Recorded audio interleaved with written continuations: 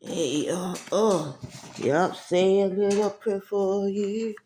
Say a little prayer for me. Y'all, oh my God, Jesus.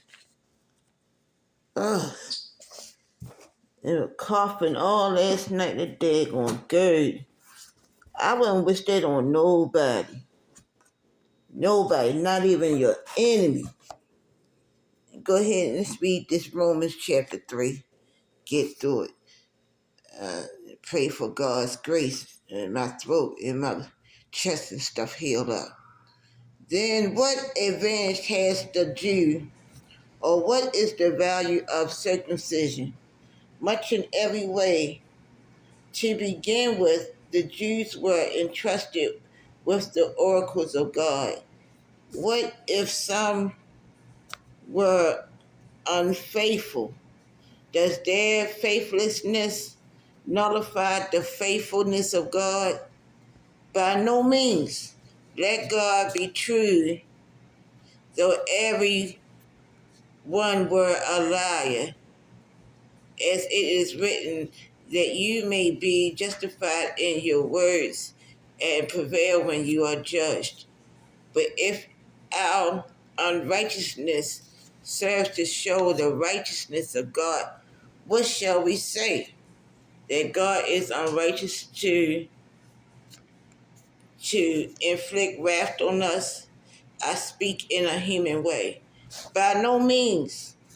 For then how could God judge the world? But through my if through my lie God's truth abounds to his glory, why am I still being condemned as a sinner? And why not do evil that good may come? As some people slanderously charge us with, saying their condemnation is just. What then? Are we Jews only? Are we Jews any better off? No, not at all. For we have already charged that all, both Jews and Greeks, are under sin. And if, as it is written, none is righteous, no, not one. No one understands, no one seeks for God. All have turned aside. Together they have become worthless.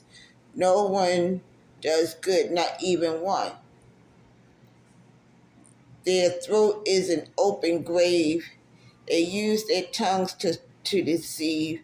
The venom of apes is under their lips. Their mouth is full of curses and bitterness. Their feet are swift to shed blood. And their paths are ruin and misery, and the way of peace they have not known. There is no fear of God before their eyes. Now we know that whatever the law says, it speaks to those who are under the law, so that every mouth may be stopped and the whole world may be held accountable to God. For by works of the law, no human being will be justified in his sight, since through the law comes knowledge of sin.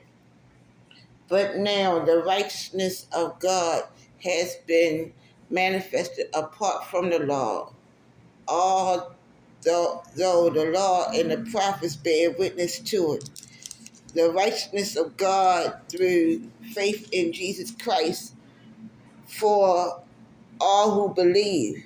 For there is no distinction, for all have sinned and fall short of the glory of God, and are justified by his grace as a gift through the redemption that is in Christ Jesus, whom God put forward as a perpetuation by his blood to be received by faith. That was to show God's righteousness, because in his divine forbearance he had passed over former sins. It was to show his righteousness at the present time so that he might be just and a justifier of the one who has faith in Jesus. Then what becomes of our boasting? It is excluded. By what kind of law? By the law of works? No, but by the law of faith. For we hold that one is justified by faith apart from works of the law. Or is God the God of Jews only? Is he not the God of Gentiles also? Yes, of Gentiles also.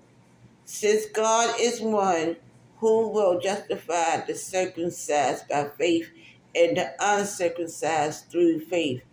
Do we then overthrow the law by this faith?